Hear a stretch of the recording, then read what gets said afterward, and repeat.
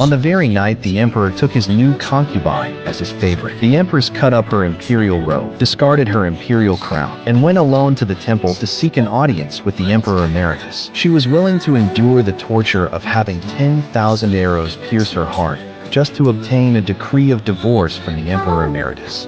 Also, she could leave the emperor who had broken his promise. It turned out that the empress was the legitimate daughter of the Xie family, a distinguished military lineage. Years ago, when the emperor was besieged at the border and his life hung in the balance, she knelt on the steps, prostrating herself with every step, earnestly pleading for the Xie family's tiger token. Moved by her sincerity, the family patriarch bestowed half of the token upon her. After his rescue, the emperor had promised that she would be the only woman in his harem. Yet in the blink of an eye, he set his sights on his younger brother's wife. Elara, my brother has died in battle. His family line is broken. To secure his lineage, I must name Sylvia as chief consort. Elara, I am your husband, but I am also the king. But you once promised me that we would share a better life and a greater death. Enough! There is no such thing within the royal house. If you remain so stubborn and blindly jealous, I will ensure you lose your title as the virtuous queen. Now that Julian is gone, I might as well tell you the truth. Sylvia and Edmund loved each other deeply. They were childhood sweethearts. If you hadn't come between them, this crown would have belonged to Sylvia. There would be no place for you. But it was Edmund. He pursued me to the South Marches. He swore I was his only love. Even if he did say that you were his only love, it was only because the Shea family held immense military power and he feared your influence. Now that your entire family has fallen, whoever he chooses to favor or take to his bed is his absolute sovereign right. It is none of your business.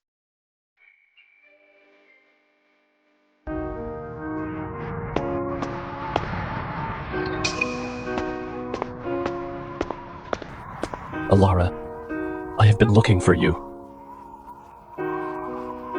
Edmund, Mother said you are making Sylvia chief consort. She said you were childhood sweethearts, deeply in love since youth. Why did I never know this? Sylvia and I only met a few times in our youth. Ever since you became my queen, you have been the only one in my heart. Elara, you are the queen consort. Being the mirror of all ladies, you might show a kinder heart. Mother is severely ill, and Julian has died on the battlefield, leaving no heirs. To continue his lineage, I must name Sylvia as chief consort. Elara, I am your husband, but I am also the king. But you swore you would only have children with me. We can simply have another child and let her adopt them. Elara, I can't stand to see you go through that again. It breaks my heart. Edmund Sterling, if you take her to bed, then I will. Your Majesty, bad news! The Duchess of York has hanged herself! Elara, I must go to see this.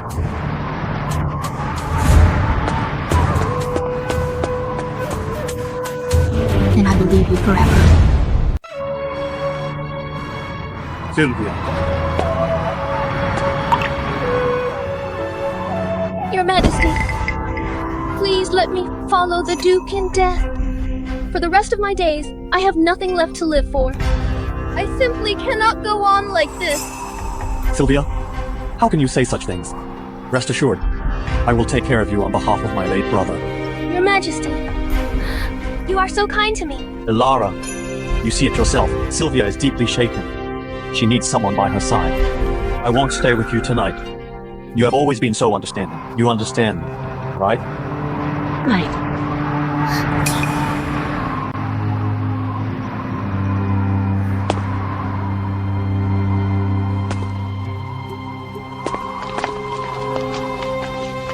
He once said I was the only one in his heart. But just now, in his eyes, I saw his tenderness, pity, and heartache for another woman. As if looking at the love he'd waited a lifetime for. Edmund Sterling. Remember the day I was crowned queen? Elara. Tomorrow I will tell the world that I will never take other women. Having Elara alone is enough for me. Elara, I want us to share a bed in life and a grave in death. We will grow old together and never be apart. You also said, Elara, you are the only woman for me in this life. I will never abandon you. I will never fail you. If I ever break this vow, may I lose the one I love and suffer loneliness for eternity. Edmund Sterling. After 7 years together, what part of it was true love? And what part was a lie?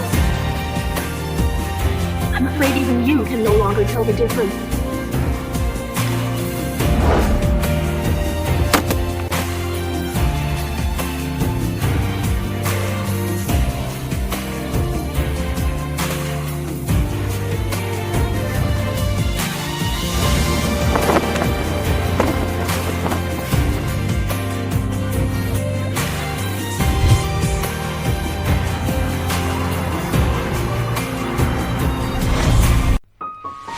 Tonight, they must be together.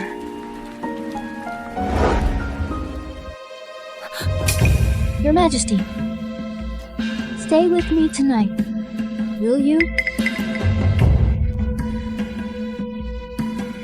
But Elara is still waiting for me.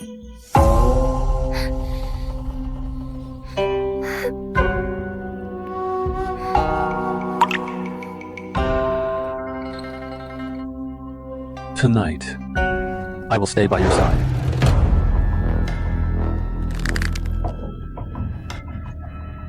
Your Majesty, they have gone too far. How dare they show off the king and Sylvia's wedding sheets?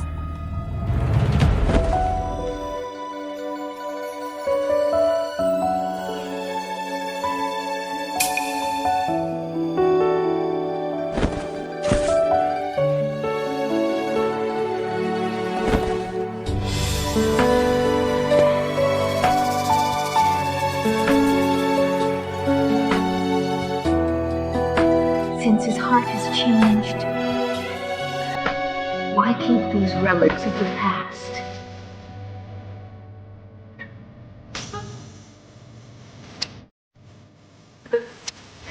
Lord Jay, Edmund is trapped at the border. His life hangs by a thread. Please grant me the war talisman, so I can lead the Shay Legion to save him. The war talisman is never easily granted. Not even the royal family is allowed to touch it. If you wish to claim it, you must kneel and bow every step up the 10,000 stairs. Ma'am, You cannot. You are the crown princess. But I am also Edmund's wife.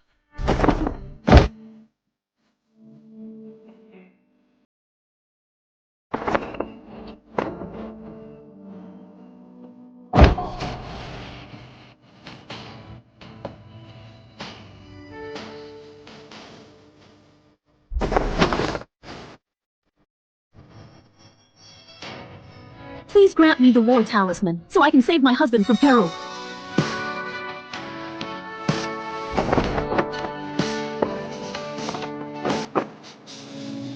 I'll bow and kneel through these steps to prove my devotion. If it means getting the war talisman and saving my husband.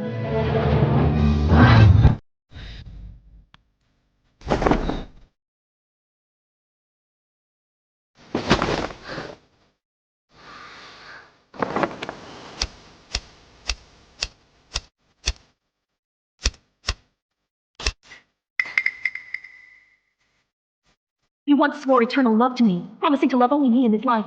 You even said I was your entire world.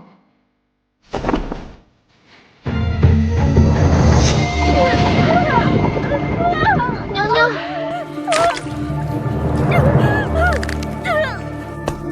Ma'am! This is bad! The queen is in difficult labor. She's bleeding heavily. Her life is in grave danger. Elara. Elara, if anything happens to you, I will not live on without you. Edmund, you are the king. You are my life. Even if I must fail the world, I will still die with you. Alara.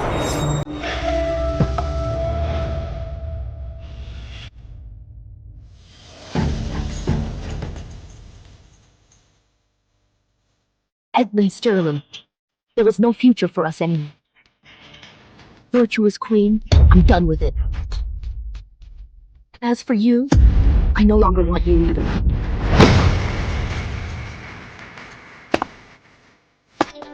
Excuse me, Master. Where is the King Emeritus? Who are you? I am Alara Shea, the reigning queen. So she is my daughter-in-law. At her coronation back then, I only saw her from afar and couldn't see her face clearly. I came here to see the King Emeritus. He is in seclusion at the Hermitage. What urgent matter brings you here?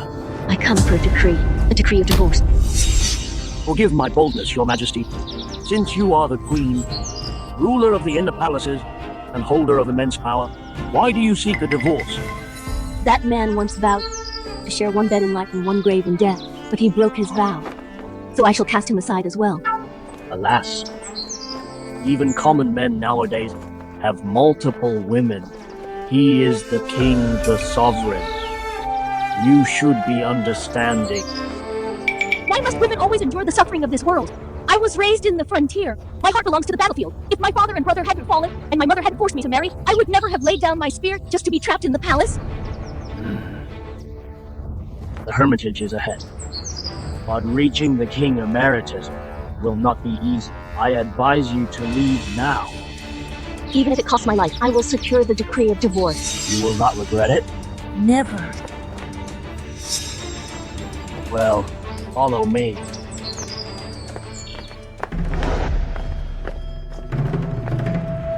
Your Majesty, passing through this secret chamber, you may meet the King Emeritus. But it's full of booby traps. I'm afraid you may have the life to enter, but not to return. Rather than wasting away in the palace just to wither and die, I would rather take this gamble to win back my freedom. Well?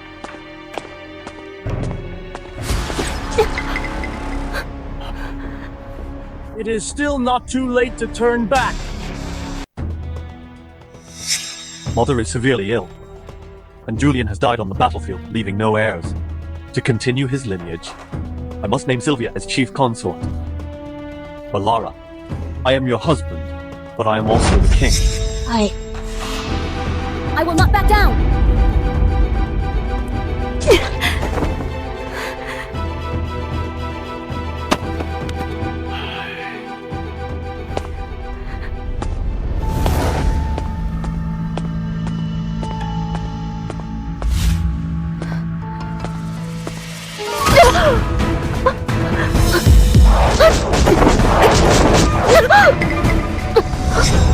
If you take her to your bed, I will.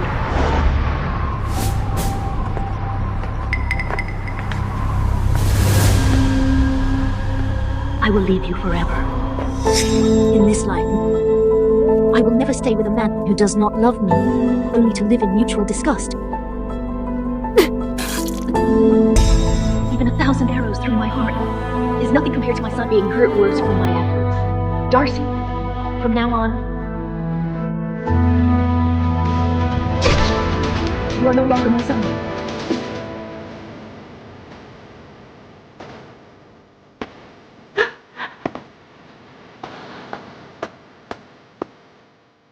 Why go to such extremes? I will never forgive a man who betrays his vows, even if he is the king.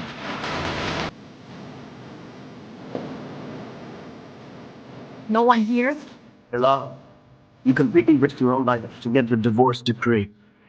It seems my son is not worthy of you. Father! Yes.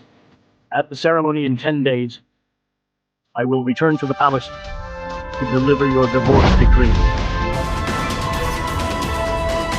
Thank you, Father. What's next? Watch on.